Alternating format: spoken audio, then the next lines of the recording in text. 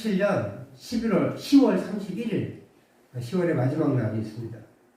그날 밤에, 그날 마틴 루터는 가톨릭 사제이면서, 가톨릭 신부이면서 신학교 교수였지만, 가톨릭을 향해서 95개의 반박문을 비텐베르크 성당에 내겁니다. 그리고 그렇게 그것을 내걸음으로 인해 종교개혁을 일으켰습니다.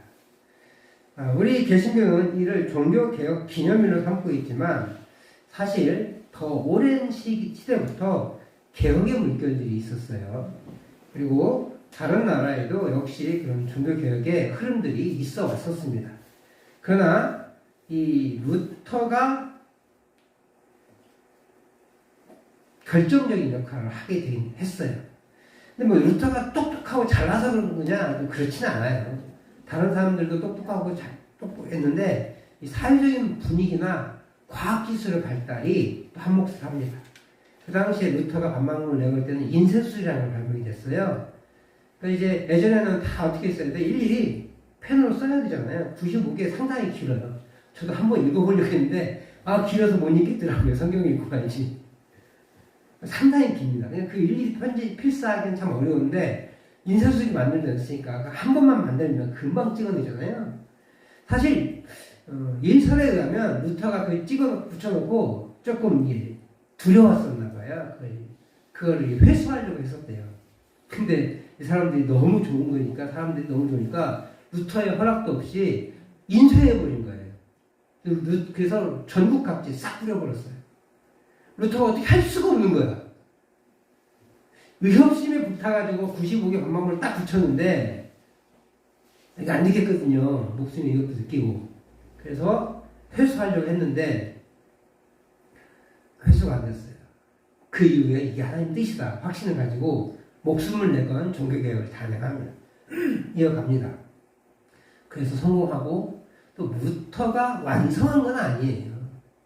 독일 지역에서 이렇게 완성했지만 그 신학적 한계를 깨닫고 또 칼빈이라는 사람이 스위스에서, 원래는 스위스가 아니고 프랑스라고 했어요. 프랑스 사람인데 원래 이분이 프랑스에서 제네바에서 종교개혁을 또 일으키고 그곳에 또 시장님으로 또 목회자로서 거기에서의 역사를 사역을 담당해 나갔습니다. 그리고 우리 교단은요, 루터파가 아니라 루터의 종교개혁을 받아들이는 사람들이 아니라 거기에서 더 발전시킨 사람이 있는데 그게 누구예요? 칼빈.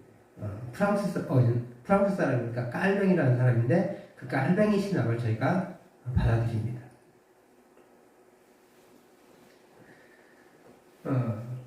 마틴 루터가 그럼 무엇을 가지고 이 카톨릭을 반대했느냐? 제일 크게 있는 것 중에 하나가 믿음뿐 아니라 구원은 행위가 포함되어야 한다라는 사상이 팽배했어요. 그러니까 행위가 포함되어야 되니까 어떤 걸 또 하냐면 죄를 없앨 수 있는 속전을 내면 된다. 그래서 내가 죄 많은 상태에서 죽으면 이 카톨릭 사람들은 연옥에 간다고 해요. 천국과 지옥의 사이에 연옥이 있어요. 지옥과 비슷한 곳이에요. 그 지옥에서 몇만 년, 몇백만 년을 살아야 되는데 뭐 이런 말이 있어요. 동전 하나가 딸랑 떨어지면 그 영혼의 연옥 생활이 12,230년이 줄어든다. 뭐 이런 설이 있어요. 뭐 그렇게 하니까 우리가 얼마나 자손들 입장에서 우리 조상들에 대한, 특히 아버지, 어머니에 대한 그 죄값을 속죄하고 싶겠어요. 우리 대한민국도 비슷하잖아요. 왜 제사 드려요? 첫 번째는 살아생전에 효도를 못해서 제사 드려요. 배고플까봐 제사 지내고, 두 번째로는 복달라고 제사 지내는 거예요. 후회함을 만들어내는 거예요. 그래서 면죄부를 팔아서 돈을 많이 벌라고. 그런 것들에 대해서 반대를 한 겁니다. 그래서 구원을 가지고 장사하는 모습에 반대를 하고, 그렇기 때문에 뭘 강조하느냐? 믿음을 강조한 거예요. 그래서 그것을 우리가 기대를 받아서 믿음으로 구원에 이른다. 믿음으로 의를 칭함받는다. 그래서 이신칭의라고 합니다. 믿음으로써 의롭다고 인정받는다. 이런 거예요. 의롭다고 인정받는 사람만이 구원을 받을 수 있으니까 우리는 구원을 믿음으로 받는다. 이렇게 얘기합니다. 그것이 우리에게 전달됐는데 사실 우리는 어떤 사람의 신학사상을 받아들인다고요?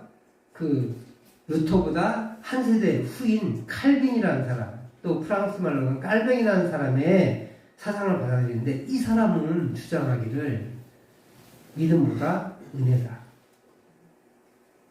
우리 믿음이 우리를 구원하는 것이 아니라 하나님의 은혜가 우리를 구원하는데 그리스도와 연합된 그런 사람들이 하나님의 은혜를 받고 구원에 이르는 것이다. 이렇게 믿어요. 근데 이거 좀 어렵잖아요. 말이. 그러니까 쉬운 이신칭이 이것만 하는 거예요.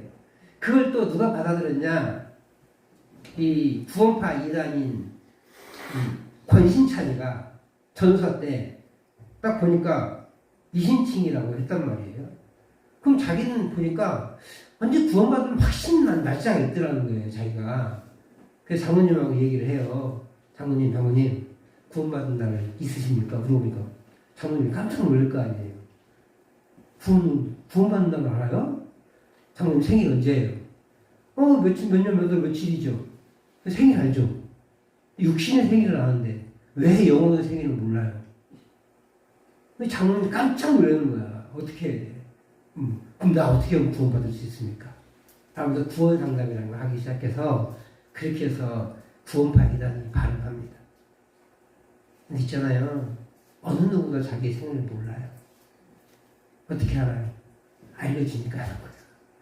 엄마 아빠가 할머니 할아버지가 네 생일이다 알려주니까 알죠. 제가 아는 어떤 분은요, 아들이 12월 30일인가 태어났어요. 혜택이 없는 거야.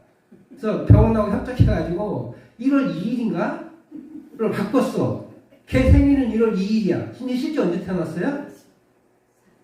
12월 30일에 태어났어요. 병원한테 얘기해가지고 12월 30일에 태어나면 아이가 발달이 느리고 그러니까 바꿔주십시오. 라고 했고 1월 며칠 날을 바꿨다는 거예요. 그럼 걔는 자기 생일이 1월 2일로 알아요. 실제는 언제 태어났어요? 12월 30일. 그럼 어떤 게 맞아요? 알려주니까 그 생일이 믿는 거예요. 그죠? 우리 생일은 누구도 몰라요. 근데 영적인 생일은 어떻게 알아요?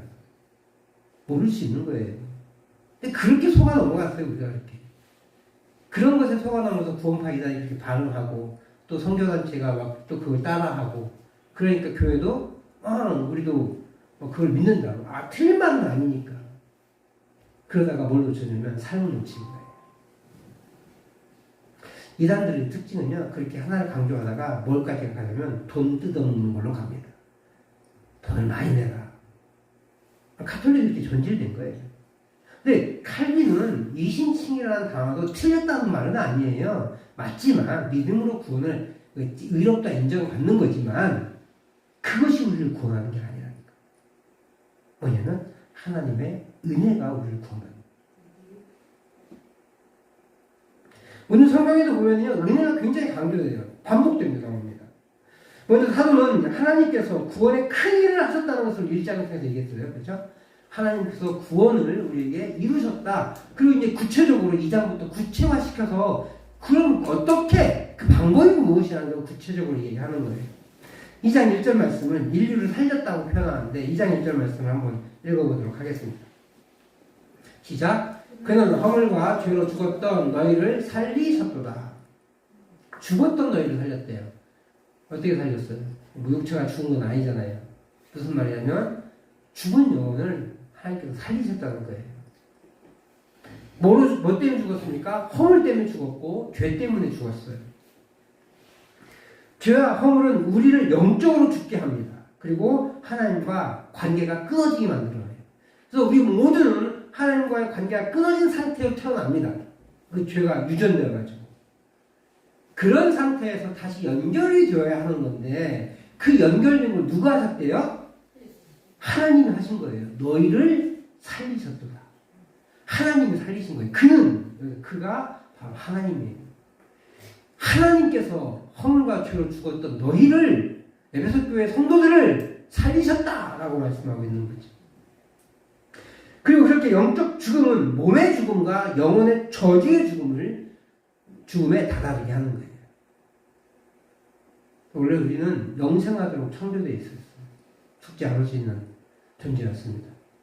그러나 죄로 인해서 영혼이 끊어지게 됐고 죽게 됐고, 그래서 몸의 죽음도 함께 온 거예요. 그것을 사도는 허물과 죄의 상태라고 설명합니다. 세상 풍조를 따른다는 것, 하나님을 배반한 악한 세대를 의미하는 거고요. 공중 권세 잡은 자는 사탄을 의미합니다. 그렇게 사탄의 줄을 따르는 삶을 살았다고 이야기합니다. 2절 이후에 그렇게 얘기를 해요. 그리고 공중 권세 잡은 자들은 지금 불순종하는, 즉 다른 말로 표현하면 하나님을 대항하는 세력을 의미하는데, 그렇게 에베소 교회의 성도들은 과거에 하나님을 대항하고 사탄의 줄을 따르고 하나님을 배반하는 삶을 살았다는 거예요. 그게 허물과 죄로 죽었다, 이라는 표현. 뿐만 아니라 3절은요, 우리도라고 말합니다. 우리도라고 말하며 하나님을 믿는 그리스도인들조차도 원래는 진노의 대상이었다라고 말하는 거예요. 아담의 타락 이후 모든 인류가 그렇게 진노의 대상이 되었습니다. 그럼 우리에게 하나님은 구원의 길을 허락하시는 거예요. 오늘 4절 5절 말씀을 같이 한번 읽어보도록 하겠습니다. 4절과 5절 시작. 긍휼이 풍성하신 하나님이 우리를 사랑하신 그 큰 사랑을 인하여 허물로 죽은 우리를 그리스도와 함께 살리셨고 너희는 은혜로 구원을 받은 것이라. 아멘. 우리의 구원은 하나님의 사랑 때문이래요. 그 큰 사랑을 인하여. 그 하나님의 사랑은 하나님의 긍휼, 즉 다시 말하면 불쌍히 여기심이 풍성해서, 우리를 불쌍히 여기심이 너무나 커서 그 크신, 그 불쌍히 여김이 크신 하나님이 우리를 사랑하신 그 큰 사랑, 그것을 통해서 우리를 구원하셨다라고 합니다. 하나님을 불쌍히 여기시는 사랑, 그 사랑을 통해서 우리가 그리스도와 함께 살아났고 함께 일으킴 받으며 예수 안에서 함께 하늘에 앉을 수 있게 되었다라고 하는 게 또 6절, 7절 말씀이에요. 함께라는 단어가 3번 반복돼요. 예수님 혼자 십자가에 달리시고 혼자 부활 승천하셨고 혼자 하나님 보좌 우편에 앉아 계시잖아요. 근데 지금 계속해서 보면은 우리가 6절, 7절은 읽지 않았지만 5절 보면은 그리스도와 함께 살리셨다라고 표현하고 있어요. 우리 아직 죽지도 않았는데. 무슨 말이냐면 이는 예수님과 우리가 연합될 때 우리의 구원이 적용될 수 있다라는 것을 간접적으로 보여주는 거예요. 그리스도와 함께 해야 우리가 살아날 수 있는 거예요. 그리스도와 함께 해야 우리가 함께 부활할 수 있는 거예요. 그리스도와 함께 해야 하늘 보좌 우편에 앉을 수 있는 거예요. 예수님을 통하지 않고는 그렇게 될 수 없다라고 표현합니다. 근데 그 목적이 무엇입니까? 왜 그러면 하나님이 예수님과 함께 그렇게 우리를 살리시고 일으키시고 일으키시고 그리고 하늘에 앉히셨느냐? 7절 말씀 같이 한번 읽어보도록 하겠습니다. 시작. 이는 그리스도 예수 안에서 우리에게 자비하심으로써 그 은혜의 지극히 풍성함을 오는 여러 세대에 나타나게 하십니다. 하나님의 그 은혜가 얼마나 큰지 앞으로 다가오는 모든 세대들, 그 세대들에게 나타내려고. 지금 우리의 구원의 목적이 뭐래요? 하나님의 은혜가 얼마나 큰지 알리려고 하는 거예요.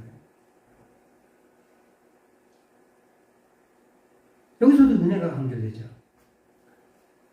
우리를 살리시는 것은 내 믿음이 아니라 하나님의 은혜이다 라고 말하는 거예요.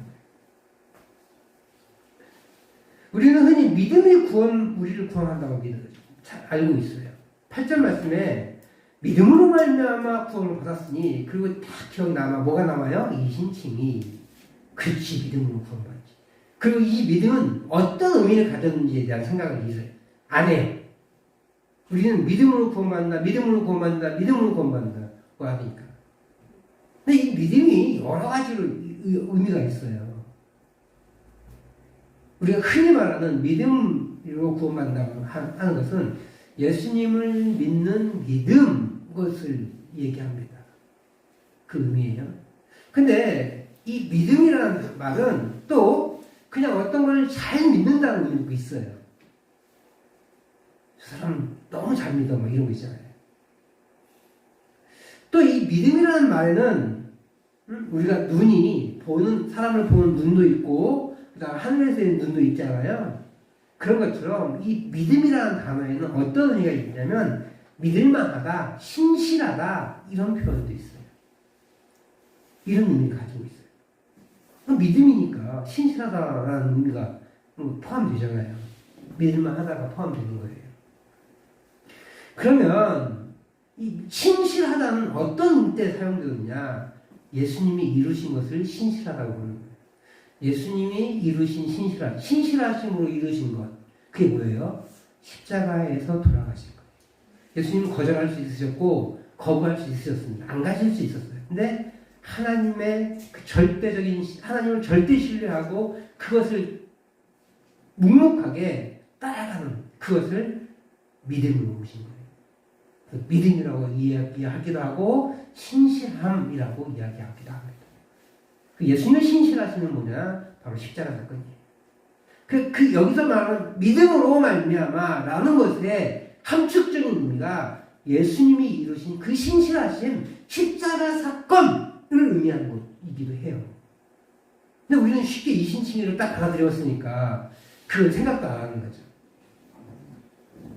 그래서 나의 믿음이 나를 구한다고 착각하는 거예요. 그리고 그것은 루터의 이신칭의 교리를 잘못 적용해서 그래요. 보세요. 7절에서 뭘 강조해요, 여기서? 은혜의 지극히 풍성함. 이걸 강조하잖아요. 4절과 5절에서도 뭘 강조해요? 하나님의 지극히 은혜. 그 은혜로 인하여. 그리고 8절에서도 사실 8절 볼까요? 8절? 8절도요, 은혜를 강조합니다. 같이 한번 읽어보도록 하겠습니다. 시작. 너희는 그 은혜에 의하여 믿음으로 말미암아 구원을 받았으니 이것은 너희에게 난 것이 아니요 하나님의 선물. 강조가 뭐예요? 강조가. 이 문장에서. 은혜가 강조되는 거예요. 제가 빨간색으로 피했기 때문에 그것이 강조하는 게 아니라 은혜가 강조되고 있기 때문에 제가 빨간색으로 표시한 거예요. 바울 사도가 에베소 교회에 대해서 구원에 관한 설명을 할 때 믿음을 강조하는 것이 아니라 서로 믿음이더라도 예수를 믿는 믿음을 강조한 것이 아니라 뭘 더 강조했어요? 하나님의 은혜를 강조했어요. 저 믿음도요, 아까도 얘기했지만 예수님을 믿는 믿음이 있을 수 있고 예수님이 이루신 그 믿음, 십자가 사건을 의미할 수도 있어요. 여기서는 이 8절에서는 오히려 이제 믿는 믿음이라고 이해할 수도 있겠고 어떤 분들은 또 끝까지 이겨서 우리가 예수를 믿는 믿음이다 이렇게 주장하시는 분도 계세요. 어쨌든 믿음으로 구원받는 건 맞아요. 근데 이 믿음으로 구원받을 때 조건이 있는데 그 조건이 뭐냐면 은혜에 의하여. 은혜가 아니면 믿음으로 말미암아 구원을 이룰 수가 없어요. 구원이 주어지지 않으니까. 그래서 믿음은 선물이라고 하는 거예요. 그 믿음은 선물이라고 할 때 내가 믿는 믿음은 선물을 주셨다. 이거 저는 좀 마음에 안 들어요. 이상해요. 오히려 이제 저 믿음을 예수님의 십자가 사건으로 생각하잖아요. 믿음을 선물로 줬다. 그렇게 표현하면 예수님의 그 십자가 사건을 선물로 준 거예요. 그럼 훨씬 더 은혜가 강조되죠. 그죠? 있잖아요. 우리가 믿음으로 구원받는 이신칭의가 분명히 있긴 있어요. 믿음으로써 믿음을 아브라함의 믿음을 강조했고 그렇게 그가 의롭다 인정받을 때 행위로 본 게 아니라 믿음으로 왔다. 이거 맞아요. 그게 이신칭이에요. 그런데 바울 사도가 구원을 설명할 때 있잖아요. 구원을 설명할 때 그리스도의 믿음이라는 표현을 써요. 그리스도의 믿음이라는 표현을 쓰거든요. 근데 그거를 우리는 이신칭이가 쫙 들어있으니까 그리스도를 믿음 이렇게 표현하거든요. 그건 신학이 잘못 적용될 때 그래요. 그래서 지금 이 두 가지는 논쟁 중이에요. 어떤 게 맞다. 지금까지는 그리스도를 믿는 것이라고 봤는데 그리스도의 믿음은 요즘은 이런 학자들이 늘어나고 있는데 그리스도가 믿음으로 이루신 십자가 사건을 상징한다라고 말씀하시는 분들이 점점 많아지고 있어요. 그러므로 믿음은 함부로 조심스럽게 해석돼야 돼요.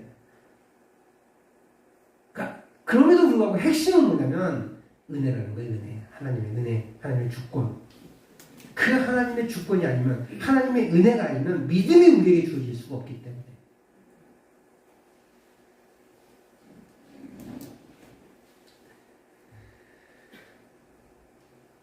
이렇게 믿음이 어떻게 정해져진지 간에 핵심은요, 믿음이라는 방법이 아니라 그것을 이루시는 하나님의 은혜라는 걸 기억해야 돼요.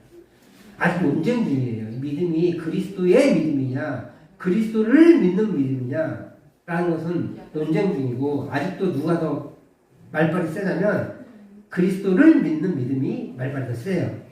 근데 정작 중요한 것은 뭐 학자들끼리 싸우라 하고요. 그 믿음을 일으키는 게 누구냐? 하나님이라는 거예요. 그건 나한테 오는 게 아니고 내가 믿어서 오는 게 아니고 누구한테서 와요? 하나님에게서 오는 거예요. 그게 칼빈주의의 신학이에요. 그래서 믿음은 핵심은 믿음이라는 방법이 아니라 그것이 그 믿음을 이루시는 그래서 우리에게 선물로 주시는 하나님의 은혜다. 하나님의 은혜가 없으면 이 믿음이라는 것이 일어날 수가 없어요. 그 믿음이라는 것이 내 안에 받아들여질 수가 없는 거예요. 왜냐하면 하나님과 나는 원수지간이었거든요. 로마서 5장 10절에 이렇게 기록되어 있어요. 같이 한번 로마서 5장 10절을 읽어보도록 하겠습니다. 시작. 곧 우리가 원수되었을 때에 그의 아들의 죽으심으로 말미암아 하나님과 화목하게 되었은즉 화목하게 된 자로서는 더욱 그의 사랑하심으로 말미암아 구원을 받을 것이니라. 우리랑 하나님과 어떤 시간일 때? 원수 시간일 때. 그때 우리에게 그 아들을 주신 거예요. 그렇습니다. 하나님과 우리는 원수된 관계예요. 원수 관계예요. 누가 원수를 위해서 은혜를 베풉니까? 누가 원수를 위해 아들의 목숨을 내어줍니까? 복수를 하죠. 그러나 우리가 죄인이었던 때, 그래서 다시 말해 우리가 하나님과 원수 되었을 그때에 우리를 위해 독생자 예수를 십자가에 못 박으셨던 거예요. 그러므로 우리의 구원은 하나님이 마련하신 십자가의 길을 이루신 예수 그리스도의 신실함, 예수 그리스도의 믿음으로 구원에 이르는 거예요. 근데 그 구원을 우리에게 적용시키는 방법이 있잖아요. 그 방법이 뭐냐? 믿음이라는 거예요. 그러니까 믿음은 방법이에요, 방법. 행동이 아니라. 그러니까 행동을 너 이 정도 행동했으면 됐어. 내가 인정해 줄게. 이게 아니라 우리 주님이 나를 위해 십자가에 돌아가셨는데 그것이 믿어지게 하는 것, 그것을 내 마음에 받아들이는 것, 그 방법, 그 믿음이라는 방법을 사용해서 하나님이 우리를 구원하시는 거예요. 그러니까 방법이 중요해요, 안 중요해요? 사실 안 중요해요. 방법은 하나님 나름대로 정하면 돼요. 핵심은 뭐예요? 그것을 이루시는 원리죠, 원리. 원리가 중요하잖아요. 그 십자가의 죽으심이 바로 하나님의 은혜라는 거예요. 이 하나님의 은혜가 우리에게 다가와 우리를 구원에 이르게 한 것입니다. 우리의 구원은 하나님이 계획하셨고 예수님이 완성하셨어요. 그리고 우리는 성령의 역사를 통해 믿음이라는 방법으로 그것을 받아들이는 거예요. 그래서 예수님과 연합관계가 됩니다. 그래서 아까 4절과 5절과 6절과 7절에 함께라는 단어가 계속 반복돼서 나와요. 연합을 설명하기 위해서. 우리의 그렇게 구절은 우리의 구원이 행위에서 나지 않았다고 선언합니다. 이는 나의 구원을 자랑하지 못하게 하기 위함이다. 이렇게 선언을 딱 해줘요. 그러나 그것으로 우리의 구원이 끝나지 않습니다. 은혜를 받은 사람은 그 은혜를 갚으려는 행동을 하게 됩니다. 그것이 10절이에요. 우리 10절 말씀 같이 읽도록 하겠습니다. 시작.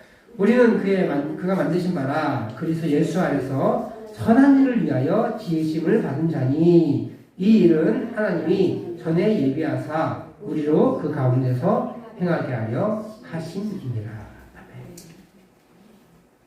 이 10절 말씀은요, 하나님이 우리를 구원하신 목적을 선명하게 보여줘요.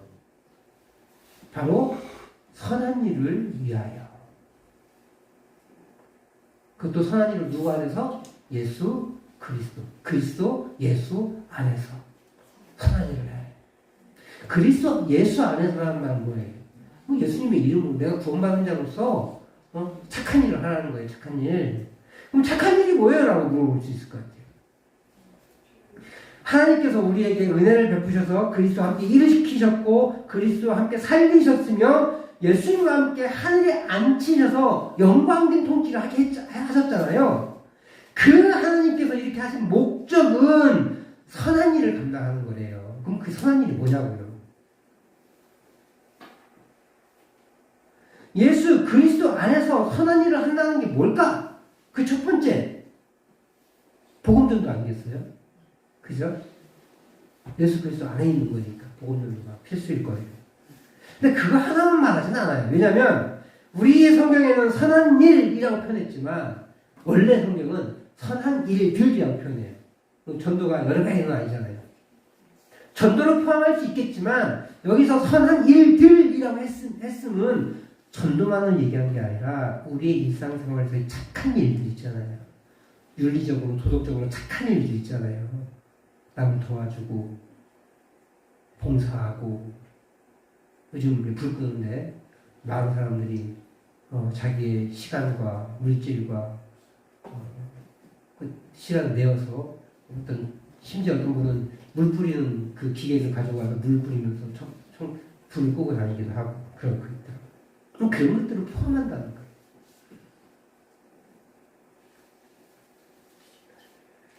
실제로 바울사도는 4장과 5장에서 이 선한 일들에 대해서 여러 가지로 가르칩니다. 그건 이제 차근차근 할 거예요. 무엇보다 우리 예수님이 산상설교에서 이렇게 가르치셨어요. 마태복음 5장 16절 말씀을 같이 한번 읽어보도록 하겠습니다. 시작. 이같이 너희 빛이 사람 앞에 비치게 하여 그들로 너희 착한 행실을 보고 하늘에 계신 너희 아버지께 영광을 돌리게 하라. 착한 행실을 보고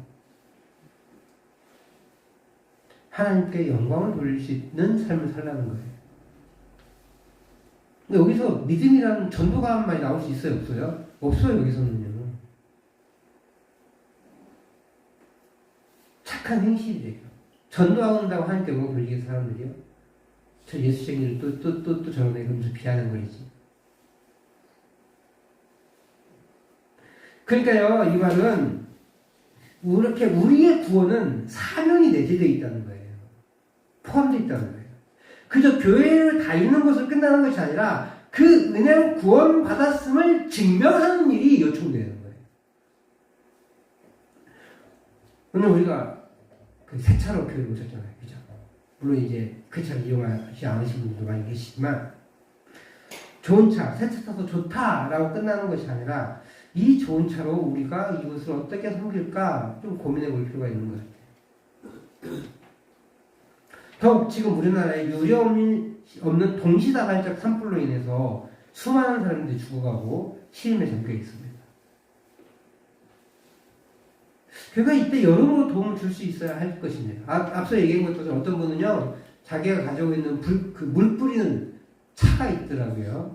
그 물 뿌리는 차를 가지고 가면서 그 물을 뿌려줘요. 그래서 불도 끄고 혹시 집이 탈까봐 불이 이쪽으로 넘어올 것 같으면 그 불이 넘어오는 그 방향에다가 물 미리 다 뿌려놔요. 넘어오지 않도록. 물론 바람이 세면 수국해서 넘어가서 타기도 하지만 그래도 물을 쫙 뿌려놓으면 들타잖아요. 꺼질 확률도 없고. 그렇게 하고 다니시는 분도 계시더라고요. 그럼 우리 교회는 뭘 할 수 있을까요? 몸으로, 기도로, 물질로 도움을 주며 우리의 착한 행실을 보고 교회를 그리고 하나님을 찬송하는 일이 일어나야 한다는 거예요. 그러므로 이 선한 일은 우리와 하나님 사이의 새로운 관계를 목표로 우리의 구원의 목표가 바로 이 선한 일을 하는 거예요. 그러니까 우리의 구원은요, 그냥 예수 믿었으니까 선당 끝이 아니라 이 땅에서 그 하나님의 나라의 백성의 삶을 백성이라는 것을 삶으로 증명해내는 거예요.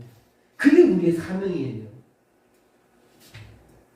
그래서 자꾸 나만 잘 먹고 잘 사는 것으로 만족하고 그렇게 떵떵거리고 넉넉하게만 사는 것을 초점 맞춰 살아가는 것이 아니라 하나님이 이 모양 저 모양 나에게 좀 부유하게 여유롭게 하셨던 그 모든 것들을 가지고 어떻게 저 사람을 섬길 수 있을까 고민해보고 그것을 연습해야 되는 거예요. 그 교회가 욕먹으면 안 됩니다. 교인이 욕먹으면 안 돼요. 그렇다고 교인에게 안 좋은 일이 안 생기냐? 그렇진 않아요. 교회가 불도나고요. 그리스도인들 가정마다 어려운 일이 생겨날 수 있어요. 아니, 더 많이 생겨나는 것 같아요. 그러나 어려운 일이, 안 좋은 일이 안 생기는 것이 욕을 먹지 않는 것은 아니에요. 바꿔 좀 쉽게 얘기하면 안 좋은 일이 생겼다고 욕 먹지 않다고요. 그 안 좋은 일이 생겼을 때 어떻게 대처하느냐가 중요해요. 의연하고 믿음으로 대처했을 때 욕을 먹지 않습니다. 안 좋은 일이 생겨나도. 그리고 그것이 오히려 하나님을 드러내게 될 거예요. 그리고 우리 이웃과 친척들 그리고 나라가 위기에 처했을 때 도움의 손길을 베푸는 삶이 하나님이 우리에게 은혜를 베풀어 구원하신 목적임을 우리가 기억하며 살아야 할 것입니다. 부자가 많은 걸 한다고 기부 많이 한다고 그러잖아요. 그렇지 않더라고요. 근데 또 기부는 큰 돈을 기부하는 것도 중요하긴 한데 우리가 가지고 있는 조그마한 것들을 기부하고 섬기고 하는 것이 훨씬 더 가치 있는 일이에요. 그리고 하나님은 그것을 기뻐하십니다. 그리고 그것을 위해서 우리를 구원하신 거예요. 이 땅에서의 하나님 나라를 살아가는 것은 그냥 내게 만족스럽고 내가 기쁨이 넘치고 그런 것이 아니라 어려움이 없는 나라, 문제가 안 생기는 게 아니라 문제를 함께 해결하는, 문제가 있는 사람들을 도와줘서 그 문제를 해결해 주려고 하는 그런 나라를 만들어가는 거예요. 물론 죽어서 하나님의 완전한 통치가 이루어진 그때에는 이런 문제들이 아예 안 생기겠죠. 어둠이 침투하지 못하니까. 근데 지금은 어때요? 사탄이 계속해서 공격해 오잖아요. 그러니까 문제가 생길 수밖에 없는 거예요. 공중 권세자가 우리를 마구잡이로 공격하고 있거든요. 그러니까 문제가 생길 수밖에 없어요. 그런 문제가 생기는 그 순간에 나 몰라라고 내팽개치고 내일 하니까 나도 몰라라고 내팽개치는 것이 아니라 하나님 나라 공동체로서 그리고 하나님 나라를 세워가는 세워가야 할 그 사람을 그 위기에서 벗어나게 하는 거예요. 최소한 그 위기에서 견딜 수 있는 힘을 함께 주는 것, 그것이 구원받은 자의 사명이라는 거예요.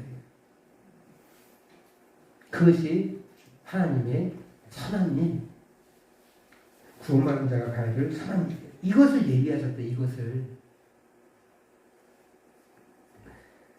사랑하는 성도 여러분, 오늘 그렇게 구원의 은혜를 입은 자로서 선한 일을 행하며 하나님의 영광을 위한 삶을 살아가는 우리 성도님들과 우리 교회가 되기를, 그리고 제가 되기를 주의 이름으로 축복합니다.